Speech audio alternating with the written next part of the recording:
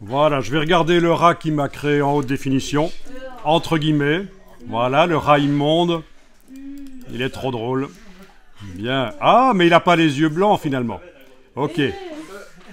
Alors, vous cliquez sur le download. Enfin, il faut d'abord choisir le format. Et le GLTF, c'est pas mal. Et vous cliquez sur download et vous allez le télécharger dans le dossier d'aujourd'hui. Donc, c'est en train de faire la mèche, le grillage. Donc, c'est pas obligatoire d'avoir fait une haute résolution, mais pourquoi pas, c'est pas plus mal. Et alors, vous téléchargez. Il va me proposer de télécharger un GLB. Donc, normalement, la géométrie et la matière. Voilà, et vous allez dans Dimension, importer ça, comme ça vous voyez que ça fonctionne. Alors, où est Dimension ici? Voilà, il est là. Ou n'importe quel logiciel 3D d'ailleurs. Voilà, créer nouveau.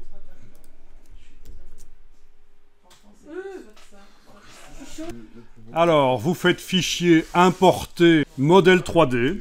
Fichier importer modèle 3D. Et vous allez chercher le GLB. Voilà.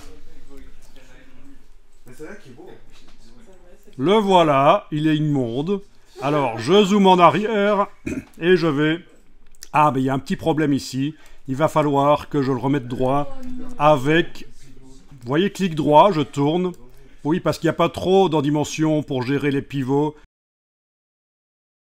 À 90 degrés comme ça, voilà. Et alors, la flèche, je remonte. Vous voyez, vous avez vu, j'ai dû tourner et puis avec la flèche, je bouge. Et je ne vais pas toucher au point ici parce que ça va le remettre... voilà, ça le remet mal. Ah, donc, il va falloir absolument gérer ça avec tout sauf le point central. Ben oui, c'est un petit logiciel 3D. Alors, il faudrait, en fait, pour ce genre de problème, faire passer le modèle dans un logiciel 3D autre pour remettre le pivot comme il faut, mais quoi qu'il en soit, voilà. Amusant. Alors, vous pouvez aller dans les ressources pour démarrer, dans les modèles, et vous allez chercher quelque chose comme sachet en papier, par exemple, sac en papier. C'est plutôt le rat que je dois redimensionner. Le sac, il a une certaine dimension. Quelle est sa dimension? 27 cm de hauteur.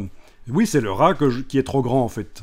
Alors là, je le sélectionne comme ça, et échelle, la chaîne, et puis ici, et avec la touche Shift pour que ça aille plus vite. Waouh! Ça va même trop vite, je suis à 0. Allez, voilà. N'oubliez pas que si vous avez dû le tourner parce qu'il n'était pas correct, vous devez pas le prendre par le point central, ça va tout faire foirer.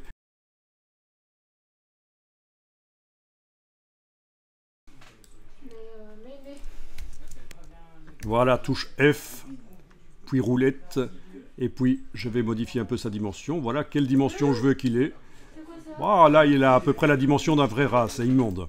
Ben voilà.